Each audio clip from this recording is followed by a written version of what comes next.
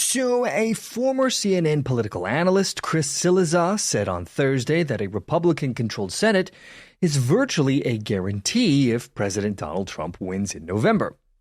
You see, the Senate, as of now, is composed of 47 Democratic senators, 49 Republicans, and 4 independents. However, since some of these independents are aligning themselves with the Democratic caucus and Vice President Kamala Harris serves as the president of the Senate and is the tiebreaker, Democrats maintain control of the chamber.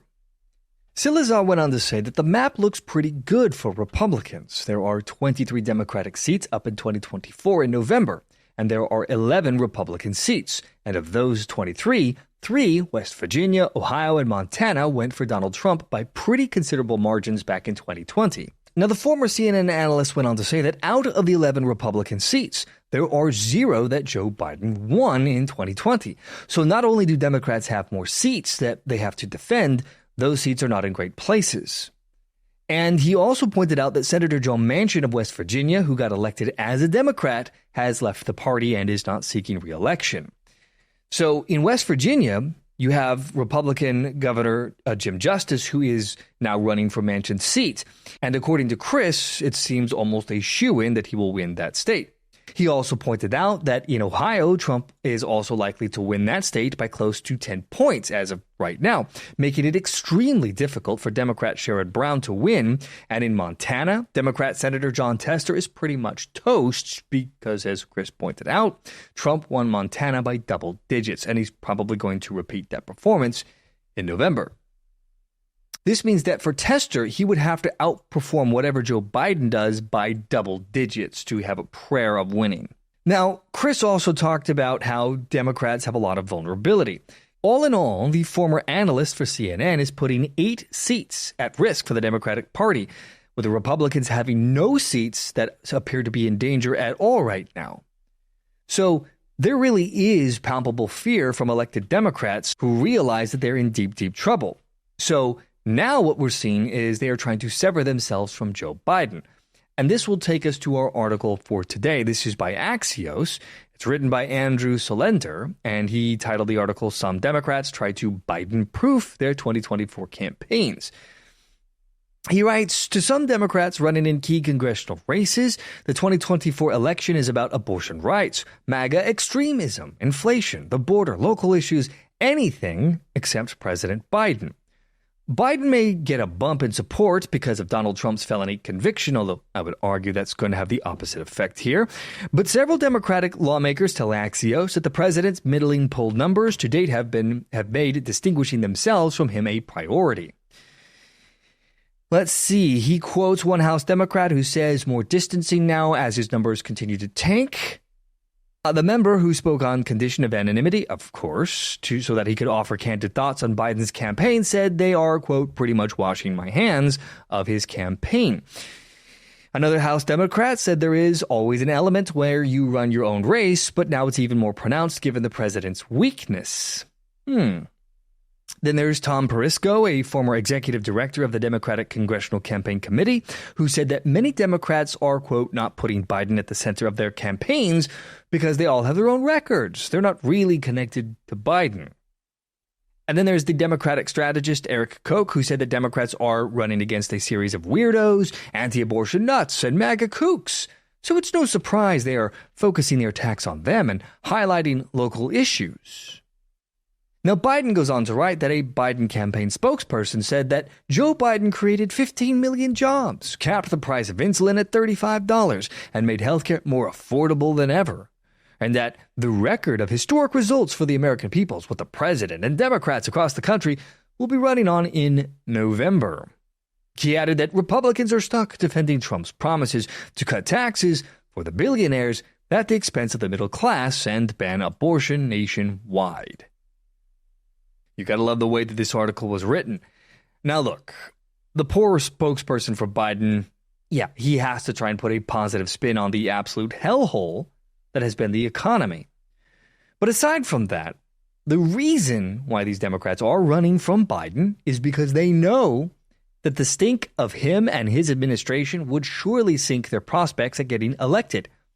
There is a palpable malaise in the U.S. The stupor of the pandemics, the lockdowns, the massive, overwhelming, and never-ending spending that has gone on in Washington since 2020, which caused inflation to explode, which left the average American dealing with large dents in their wallets as the real-world cost of living spiked. You couple this with the weird political legal warfare that is being waged right now against Trump and his allies, and you have a recipe for disaster. The general unease of the American people at large, both Democrats and Republicans, by the way, cannot be denied. There is a reason why the black community is abandoning Biden. There's a reason why the polling numbers are so terrible right now. There is a growing frustration and now outrage about mass illegal immigration that's swamping the cities. It's taking away money that rightfully belongs to the American people. The Democratic Party knows that putting the dead weight that is Joe Biden around their necks now will surely drown whatever hopes they have of getting reelected and maintaining some sort of semblance of power. You got to wonder what their internal polling looks like right now. We can make some educated guesses, though, by seeing how the rats are fleeing the sinking ship. Trump has been on a roll since his conviction. The Democrats, by trying to jail the former president, have figuratively put gasoline on the fire that is his campaign. Now, we are still many months out from the actual election, so anything could happen. But this does not look good for the Democrat Party right now. It just doesn't. Anyway, the Axios article goes on to say that the prospect of Biden visiting their districts is a sensitive topic for many Democratic candidates. Sue Altman, who is challenging Representative Tom Keene, told Axios that, "I haven't really even thought about the president. I know he'll have his own busy schedule, but as far as it pertains to certain members of Congress who I align with ideologically, I am thrilled to have them here."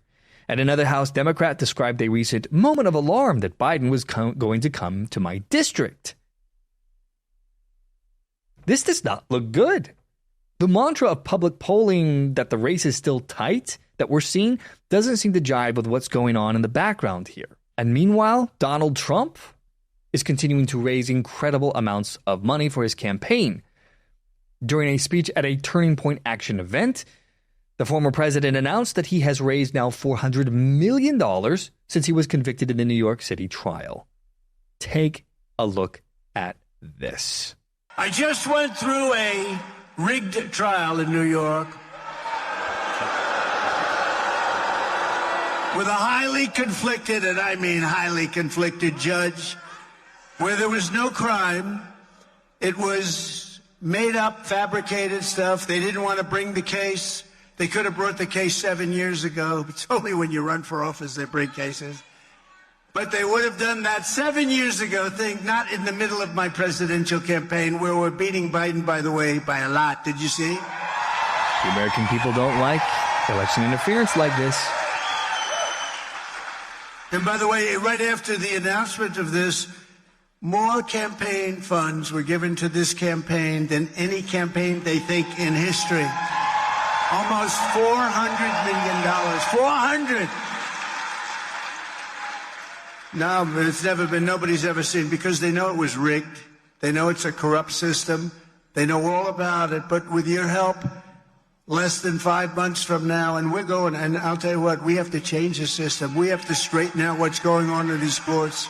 We got a rigged deal going, this whole country, and we've got to do it. Now, I think it's safe to say that the Biden campaign is in serious trouble here. Now, there are still, like I said, many months to go before the election, and as history has taught us, anything can happen before then.